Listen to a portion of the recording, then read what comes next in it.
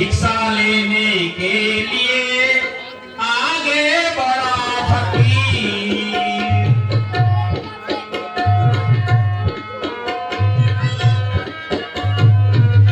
ठहर गया जब बीच में देखी एक लकीर।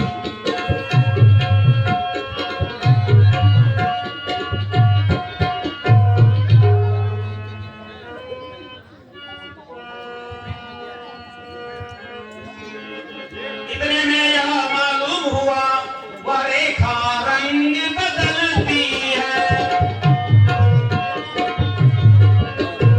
जब आगे पांव बढ़ाया तो देखा ज्वाला सी जलती है।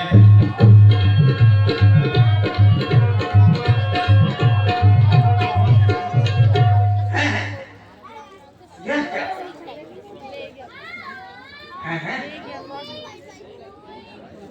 है? यह कोई माया है। यह तेज किसी योगी का है, अथवा सीता है महाशक्ति। सत्य किसी महान सती का है। रेखा का उल्लंघन करता है तो निश्चय मरण तेरा अभी।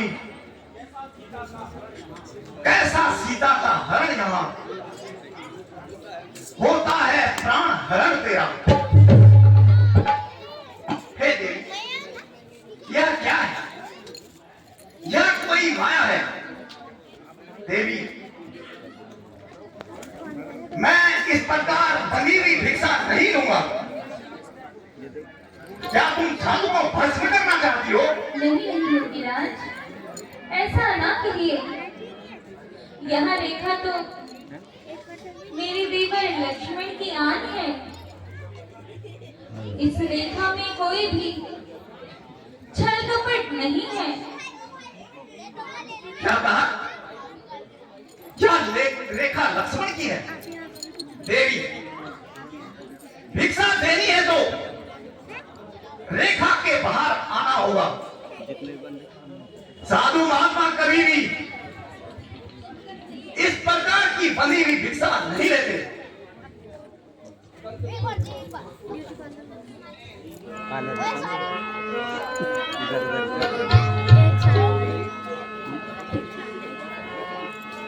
देवी अगर तोड़ो नहीं तुम देवर की बात। देवी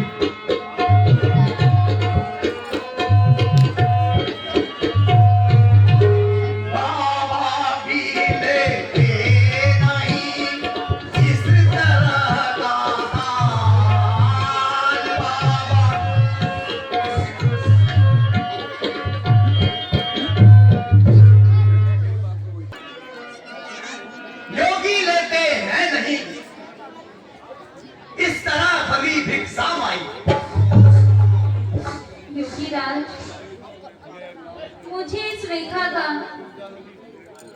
उल्लंघन करने की आज्ञा नहीं है। क्षमा कीजिए योगीराज, क्षमा कीजिए।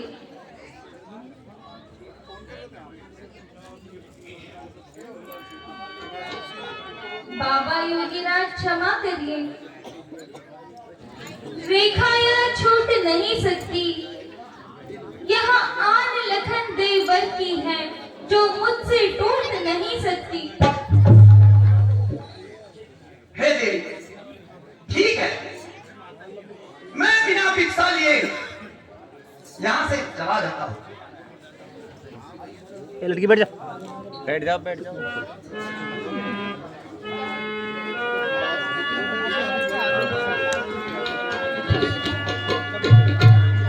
हरि धन के बुलावा हरि अपनी तो यही सदा वादा। अपनी तो जो दे उसका भी बाबा, जो दे उसका भी, जो ना दे उसका भी बाबा। जो मालिक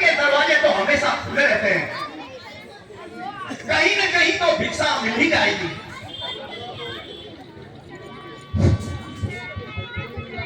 सीता ने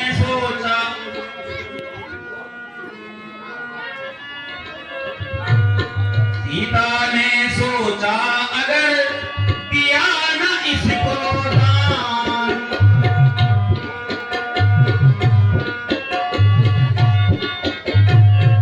गृहस्थियों के धर्म का होता है अपमान।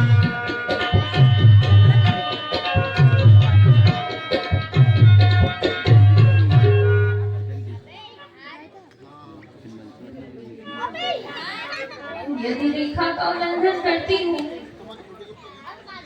तो लक्ष्मण की कसम टूटती है,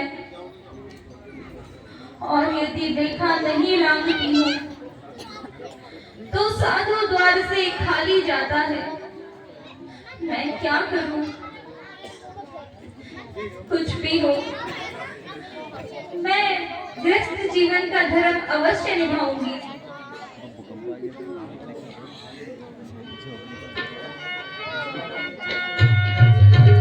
देवर की आन रहे न रहे,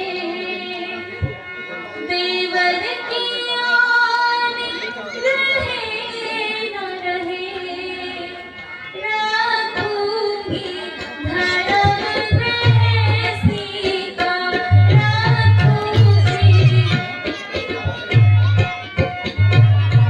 अब मैं रेखा का ध्यान छोड़ करती हूँ कर्म गृहस्थी का। ये लीजिए साधु, ये लीजिए योगीनाथ। रेखा के बाहर आते ही उस योगी ने बात